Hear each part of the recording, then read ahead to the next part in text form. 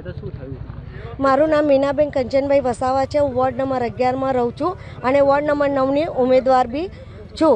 હું જ્યારે વોટિંગ કરવા આવી 5 ને 15 ત્યારે મારા નામ પર કોઈક બીજાએ વોટિંગ કરીને જતા રહ્યા હતા.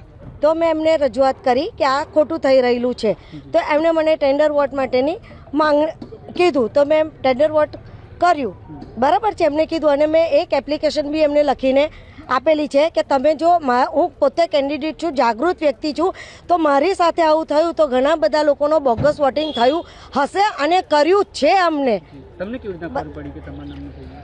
કેમ કે ત્યાં આગળ છે જ જે વોટિંગ કરીને ગયેલા છે, તો ત્યાં આગળ એ લોકો બુકની અંદર રેડ લીટી મારે છે. તો મને ખ્યાલ આવી ગયું, રેડ લીટી મારી એટલે ખ્યાલ આવી ગયું કે મારા નામનું કોકે થઈ ગયું છે. તો મેં એમને પૂછ્યું તો એમને મને બતાવ્યું અને એમને અંદર અંગૂઠો મારેલો હતો.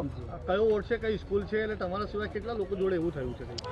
થયું હશે ઘણા બધા સાથે, કેમ કે અહીંયા આગળ સવારથી બધા બેઠા હતા અને કહેતા હતા ભાજપને 3 વોટ આપવાના. એ બી હતું આની અંદર, બરાબર છે.